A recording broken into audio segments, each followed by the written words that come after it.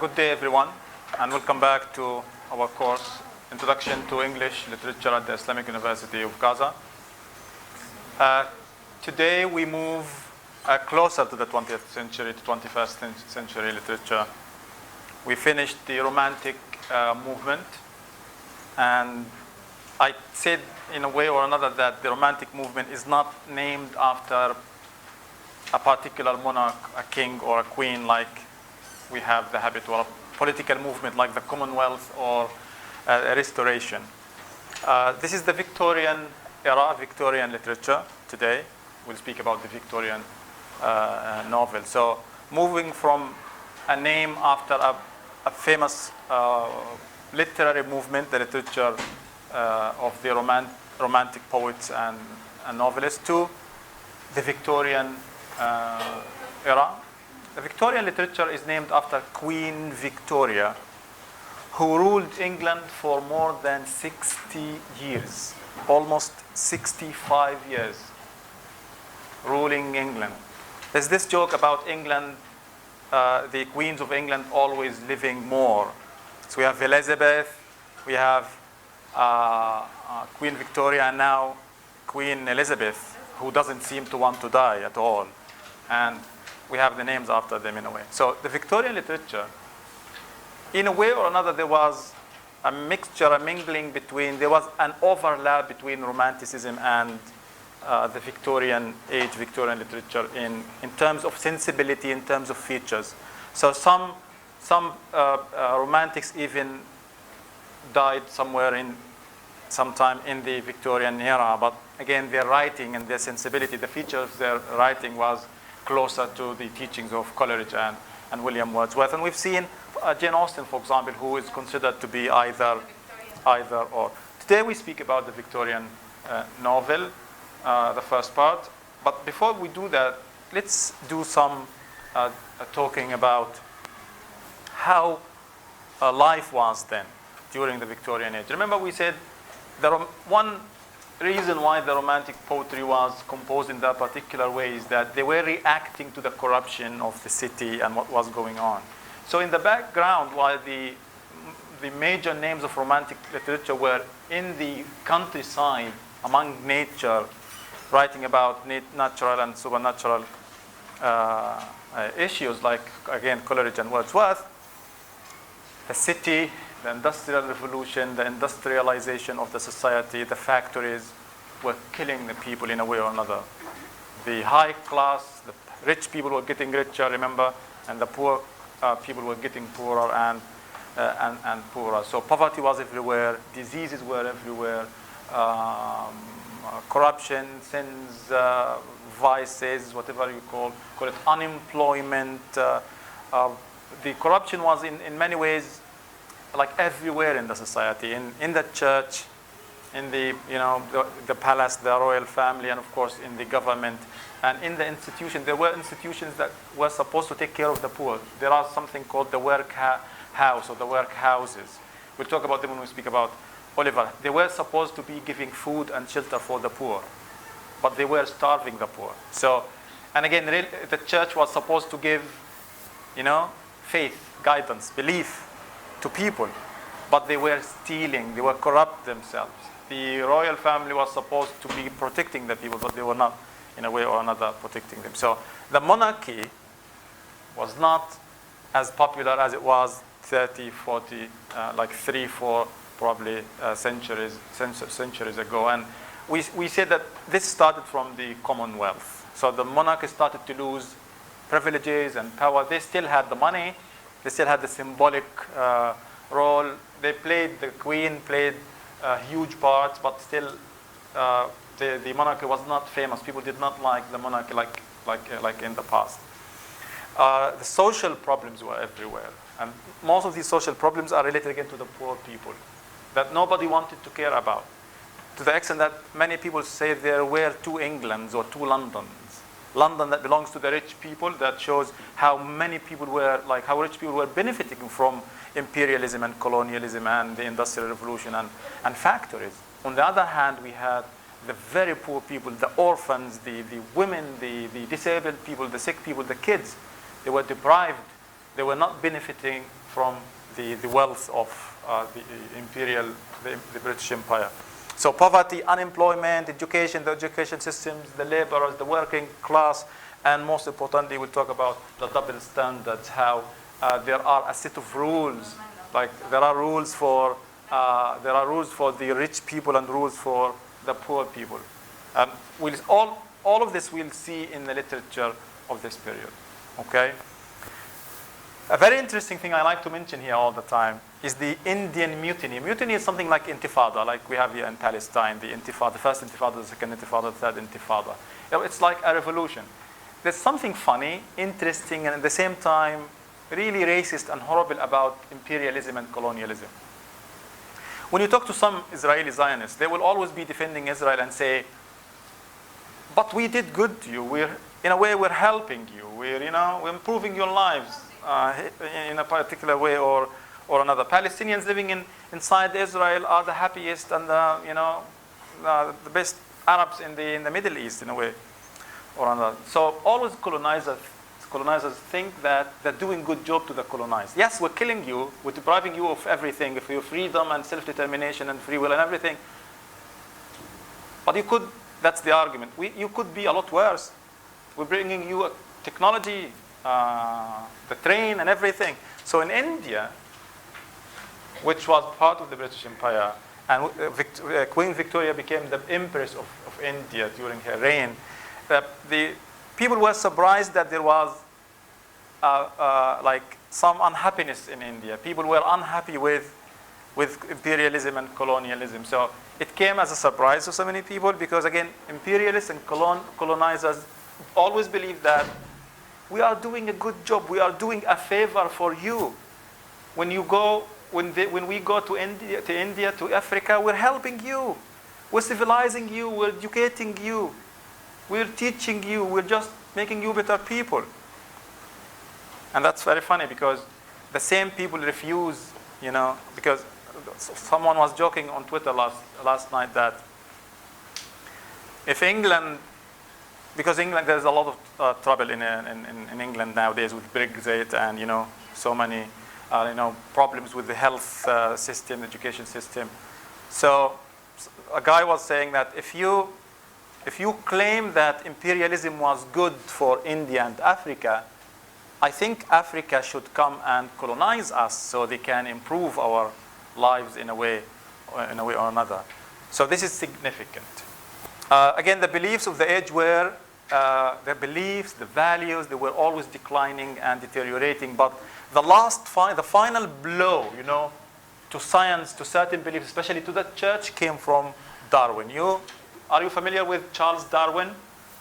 Darwinism and Darwin. In his book, On the Origin of the Species, in which he speaks about the theory of evolution, how man evolved through time, through like millions and millions of years, how animals and birds and creatures evolve.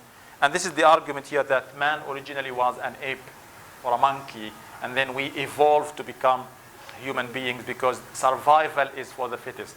This is a blow because all people believe that, according to the church, God created the world and God created man in his image. So how come you're saying so? And he has some proof and evidence that many people lost faith totally in church.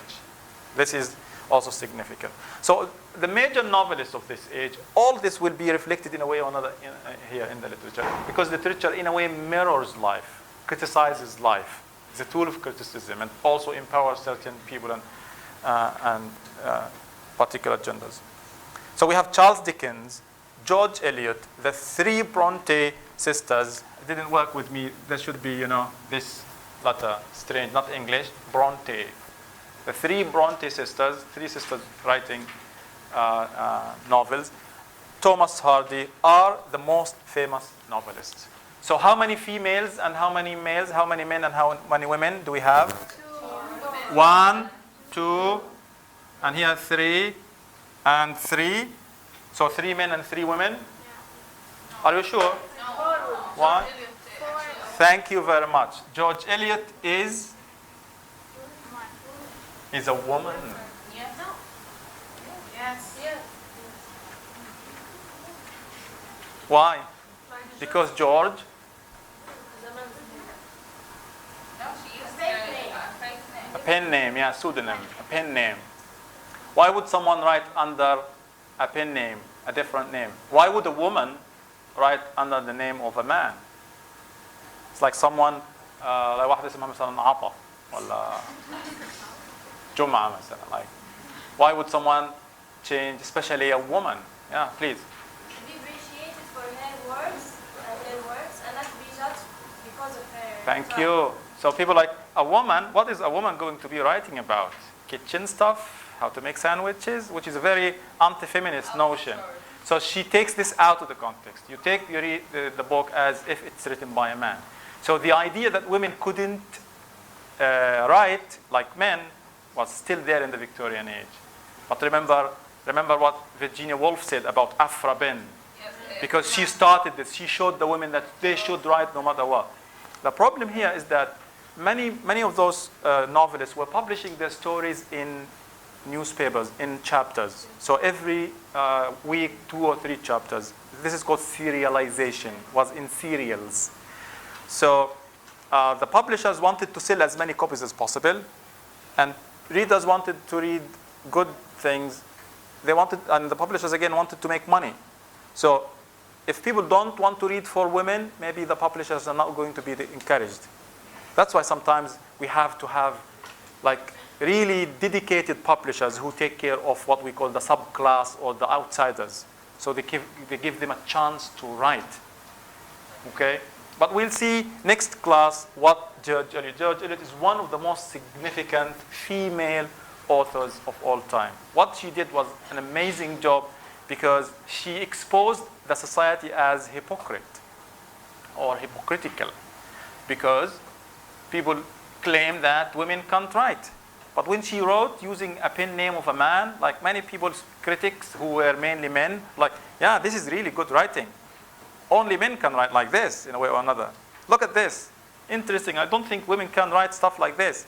And then all of a sudden she turns out to be a woman.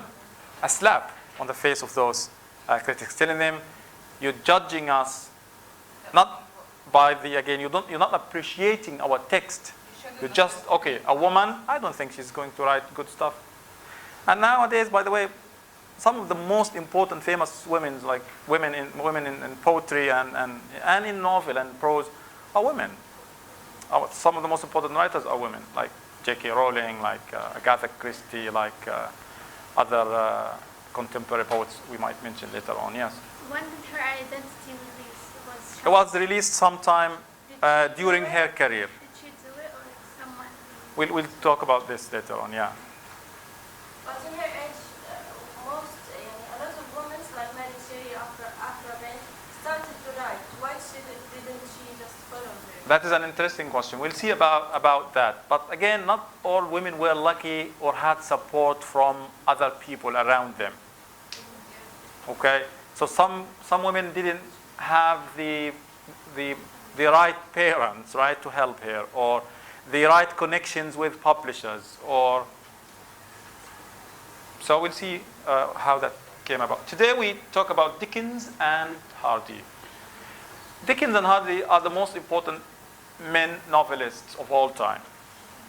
Especially Dickens here. He's always mentioned next to the name of Shakespeare. Like when people speak about, famous English writers, they say Dickens and Shakespeare. And thanks to him, we have so many words in the English dictionary and the Oxford Dictionary because they were taken from Dickens. So in terms of themes, the majority of works here, literary works, were about, again, society, social classes, social division, about poverty, about the poor class, about the working class, about the social problems, about criticizing the system, criticizing the society, criticizing the institution. More or less, literature moved from the countryside of the Romantics to the city itself to expose its ills and problems. So his major concerns were social, major concerns and themes were social themes. But Dickens had an interesting range. He started from comedy, journalism, social issues to psychological issues to autobiographical to historical and political themes. In my opinion, Dickens is generally a positive author. He has this optimism about him. Generally, his novels end happily, despite what happens, despite the struggle and the suffering of some people and the pain and the mistreatment. Generally, people end happily, like getting what they want, becoming rich, realizing, getting married. We'll see about this. So his first successful novel was The Pickwick Papers, which is again generally described as a comedy, humorous comedy. He wanted to write humorous stuff so people would laugh, and many people found this very, very funny, and they loved it, and he had to write more and more. But Oliver Twist is again one of his most famous works. It's a novel about a little boy. His name is Oliver. He's born by a mother who comes to one of the workhouses or one of the places that take care of the poor.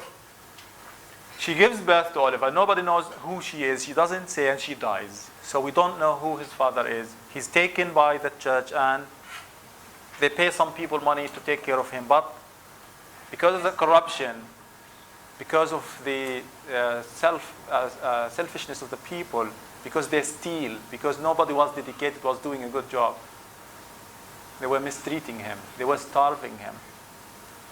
They weren't even giving him and all other kids the bare minimum of food. In one instance, this is one of the famous lines in literature. Oliver is urged by his friends to go and ask for more food because the kids go to bed hungry. So there was one big guy saying, okay, if I don't eat enough tonight, I will eat the boy next to me. And he said, oh my God, the boy was like, I want to be eaten. And they had this, they tossed a coin or something, and it fell on Oliver, and Oliver goes to ask for more, and he, please, sir, I want some more. And the man was like, what? Why would you ask, right? Because we're giving you enough. This is more than enough. You're asking for more after you've eaten the supper, the food we provide you.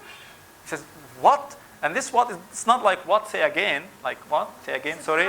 It's like, what the hell? I'm going to kill you. And Oliver, poor Oliver, innocent Oliver, says again, please, I want some more. And he was beaten for this. He was abused. He was given to a man to take care, to teach him some craft, coffin making. And then he was abused again, and he had to run away from this place to London. Remember London, the capital of the world, the most important city, where the city of the Victorian dream, like the American dream, where you go, where you work, where you become rich. So he goes there, but again, a member of a gang takes him to the den, to their place. He doesn't know what's going on because he's innocent. They teach him how to rob people, to be a thief, to pickpocket. But Oliver is innocent. He can't be corrupted. So unlike many people who would turn into criminals, he doesn't. He was arrested. Some people take care of him. And then the gang kidnap him again. They take him to help them rob a house. He was shot and injured. And then his identity is because. So a lot of suffering and mistreatment and horrible, horrible problems he goes through. And the corruption of the state, the church, the government, everybody is corrupt. Almost everybody. At the end of the story, it ends happily ever after. Yes, there is someone who dies. Nancy dies a horrible death. But eventually the main character is happy. He knows who his father was or his mother was. And it turns out that his father left him some inheritance, some money. So he becomes rich. So no matter what happens, at the end of the day, you're going to be transferred to a movie. Yeah, I think there are like 3 movies Oliver Twist. You can they are available on YouTube, and I think they're making a new one nowadays. Beautiful, beautiful movie. But remember, the movie is never as good as the book. It has more details. Yeah, the details, the description, the language. So it's good to watch the movies, but it's always better to do this. So despite the tough circumstances, Oliver finds out who he is, becomes rich, and the story ends happily, at least for this. Now, speaking about kids is something new at that time. Kids being the main characters, right, is new. Like the having this issue, the theme, the story being about the kids, only kids, his life, how he thinks, what he does, what happens to him, what people do to him. Like, this is a shift from, the experiences of adults and high-class people to the kids. And this was what Dickens would usually do. And it happens again in Nicholas Nickleby, another story about a little kid, Nicholas, who suffers a lot, who suffers terribly at school. So the education system is also criticized. Now, again, this is about the sufferings of the kids, and Dickens wanted to criticize the church and the education system and all the laws of the Victorian age. But also, most importantly, London was always attacked, viciously attacked by Dickens. And many people were not happy with Dickens because many people thought that the novel should belong to the high class, and high class people should read, things to make them feel good about themselves, right? But you're writing about poverty. The description, he describes London at night, the narrow, dark alleys of London, and the crimes and the criminals and the rats and the mud and the corruption and the sewage. Whew. Like, he takes you to London in the late 19th or mid-19th century. You live there. So many people are like, I don't want to read about poor people. I don't want to read about crime and criminal. I want to just to live in my bubble, a happy life. So they don't want to feel guilty. Yeah, in a way, yeah. So why are you, assuming that some rich people, like really, really rich people, feel guilt about being too rich? So his novels often tell stories about the victims, the poor, the children, in order to engage the readers in the Victorian age and its major problems. Now, in David Copperfield, there are two novels that have what we call autobiographical elements. Autobiography? What's biography? Biography. Graph, graph when you're like graphic, like telegram. I know the definitions, but I don't know which Okay. one's for the Okay. It's one that it's a story written about the writer, and the other is about another person. Okay, now easy to tell. Auto is like the car, automatic. Automobile, right? So automatic, that moves by itself in a way, automated. So autobiography, it's a biography I write about myself. If I write a book about myself, it's an autobiography. If I write a book about you, one of you, it's a biography. The Sira Dhatiya. So two novels, David Copperfield and Great Expectations, contain autobiographical elements about his childhood, about his success, about his suffering as a kid, his very troubled early life, childhood, and how he became successful and rich eventually. So in David Copperfield, considered to be one of the most positive of Dickens' novels. Why positive? Because we have a story about a person who starts poor, struggles, works hard, becomes rich, achieves the Victorian dream. So this is very positive. Although all his books end positively in a way and another. Many Victorians admired such books because this is the typical Victorian person, David. He is rich, he marries, and there is a general sense of happiness at the end of the book. Why is this called an autobiographical, or at least partly autobiographical? Because there are, in a way or another, references to his own life as a kid, as a child. Okay? So partly it tells about Dickens' life itself. Again, Great Expectations also has autobiographical elements. However, the positive attitude, atmosphere, tone of David Copperfield is not available in Great Expectations. Look at the title. The title says Great Expectations. Like, we expect great things to happen, right? He promises us a lot, but no great things happen in the book.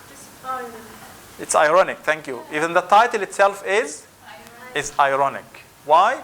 Because no great things happen. Disappointment, despair.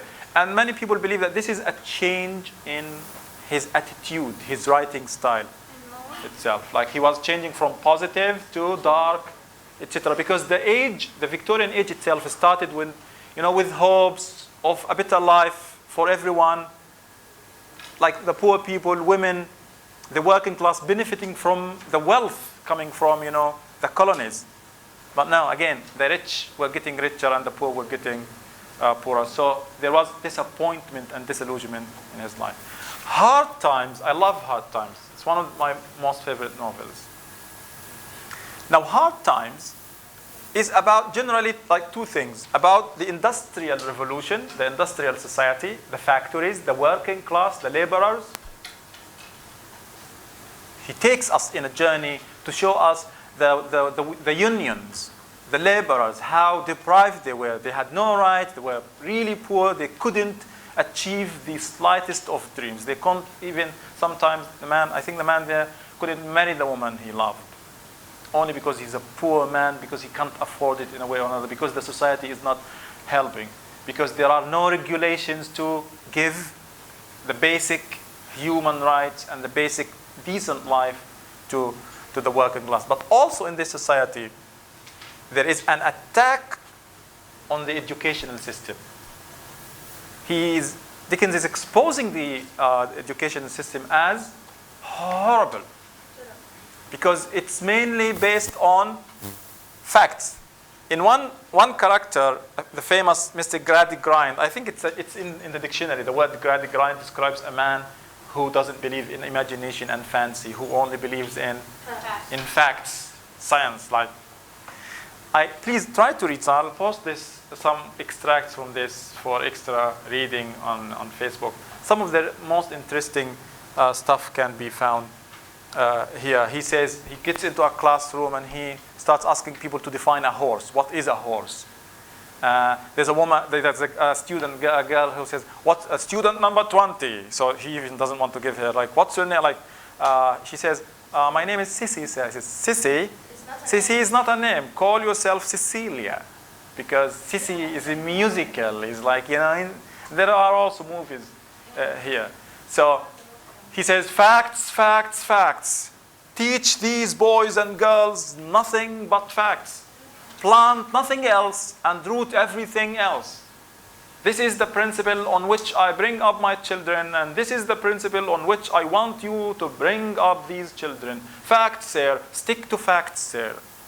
And because the school does not help the students, does not offer them, a chance for good education, for imagination, for creativity, they always will find a way where outside. In the circus, because there's a circus in the book which symbolizes what? Fancy and imagination. And in a very ironic situation here, when he was leaving the school, he was proud of himself that he's building the generation, a good generation for the future. He finds his two kids looking at the circus, peeking somewhere between the tent and looking at the circus people. And he was very furious, very angry, because just the moment he was saying, "I'm bringing up my kids on facts and nothing but facts," and seemingly even his kids are not happy with his philosophy. And so Hard Times is criticizing both the Industrial Revolution, the unions, the situations of the working class, and of course the educational system, in which again he is representing another pessimistic, dark, negative image of the society. So he's changing in a way or another. Now, A Tale of Two Cities. Do you know A Tale of Two Cities? Have you ever heard about A Tale of Two Cities? Okay, let me read you something from Hard Times. I think I have it here. And also something from A Tale of Two Cities. So this is a quote, really interesting. Could someone please read? So this is Mr. Gradgrind talking to the teacher. The teacher's name is Mr. Machukmachild. Okay, Asil? Now, what I want is facts. Teach these boys and Now I want you to pretend like Mr. Gradgrind, like you're, stiff person, a person who doesn't believe in imagination, a person who is only dedicated to facts. Okay. Like a horrible teacher. Yes. Now, what I want is facts. Teach these boys and girls nothing but facts. Facts alone are wanted in life. Plant nothing else and root out everything else. You can only form the minds of the reasoning animals upon facts. The cats are like reasoning animals. Animals that think and reason. That's the negative thing, because they don't believe in children. Yeah. You can only form the minds of reasoning animals upon facts. Nothing else will ever be of any service to them. This is the principle on which I bring up my own children, and this is what the principle on which I bring up these children. Stick to facts, sir. You sound like a good teacher. I want someone to sound like a horrible teacher. Like no imagination, no nothing, no fun, no fancy, no joking, no fooling around, all facts. Yeah? You can't be, okay, let's see. Now what I want is facts. Teach these boys and girls nothing but facts. Facts alone are wanted in life. Plant nothing else, and root out everything else. You can only form the minds of reasoning animals upon facts. Nothing else will ever be of any service to them. Service. This is the principle on which I bring up my own children, and this is the principle on which I bring up these children.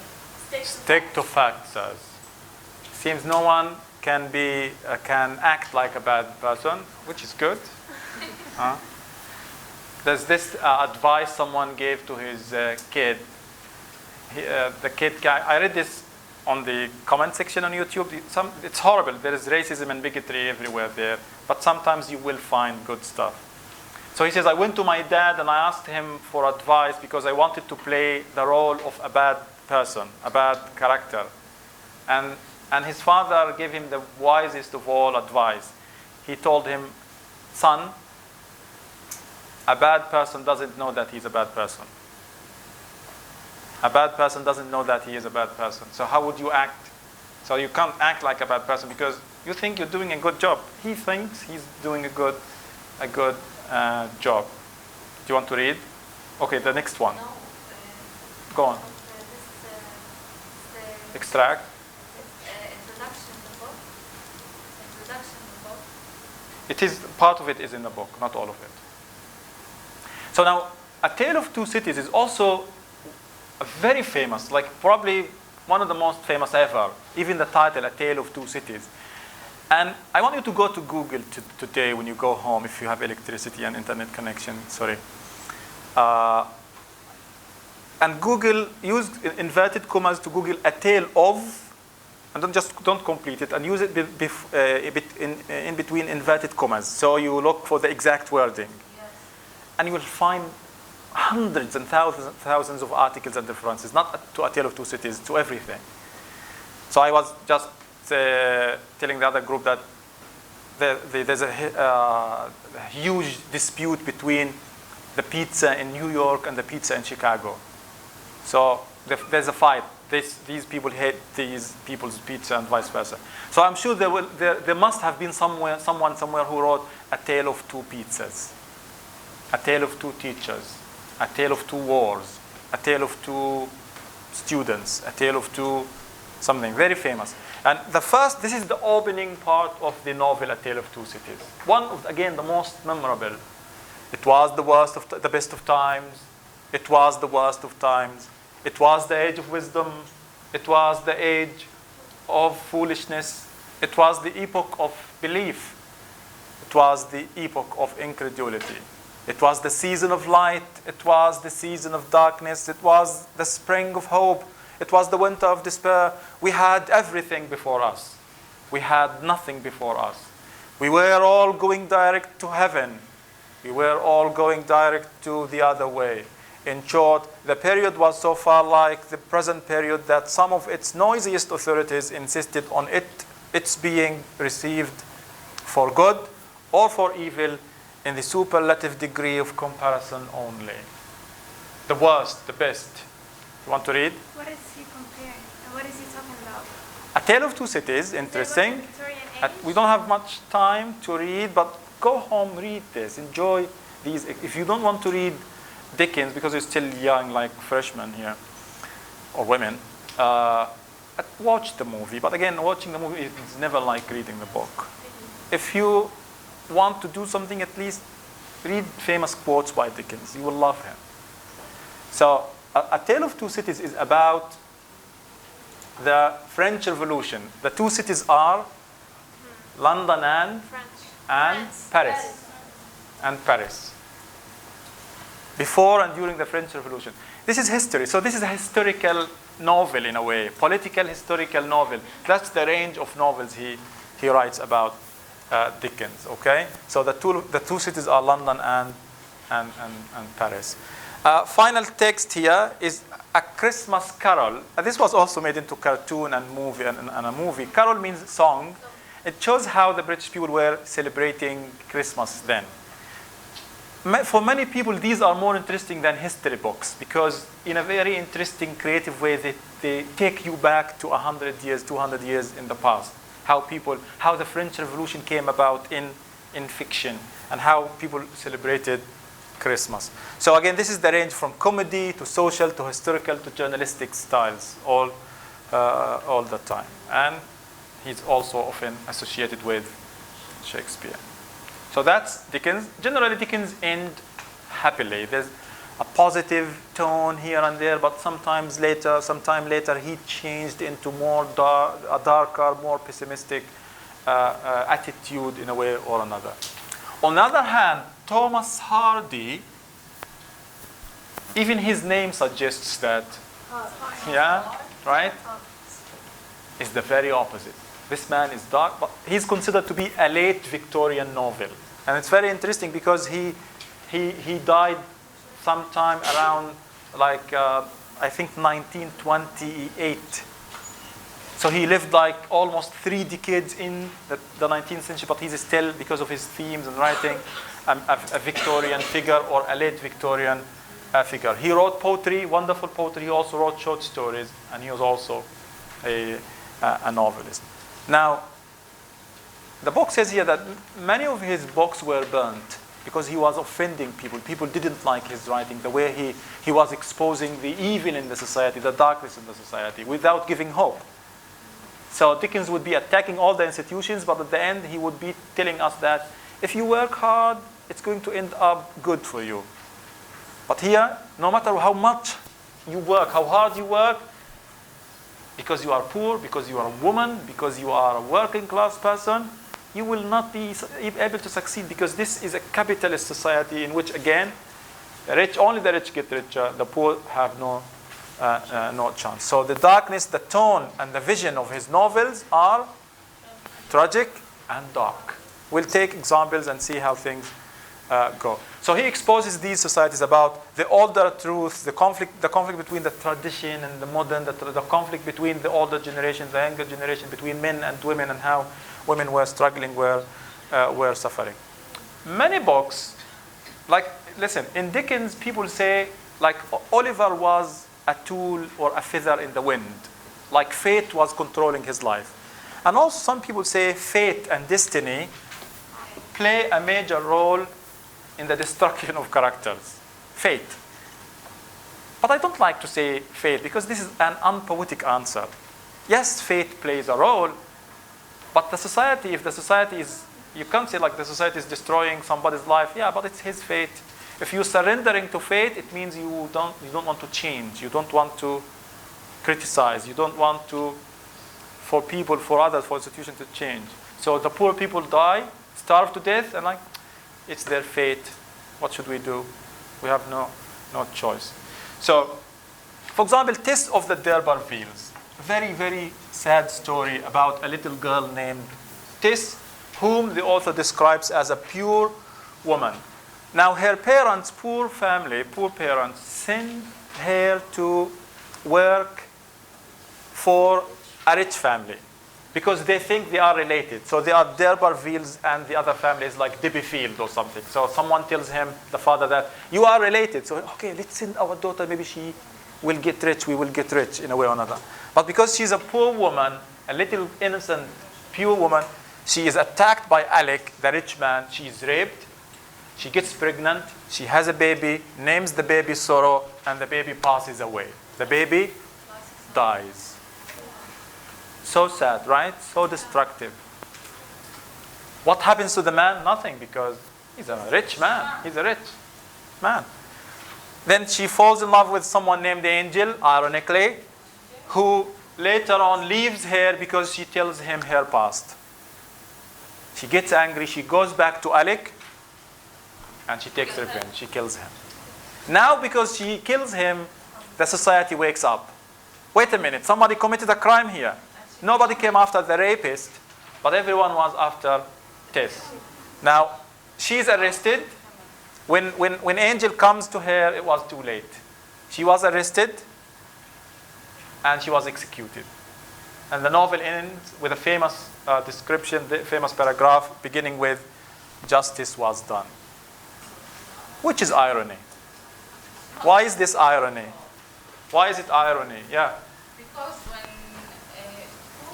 the first man, Alec, raped her, they didn't punish him, and she killed the angel.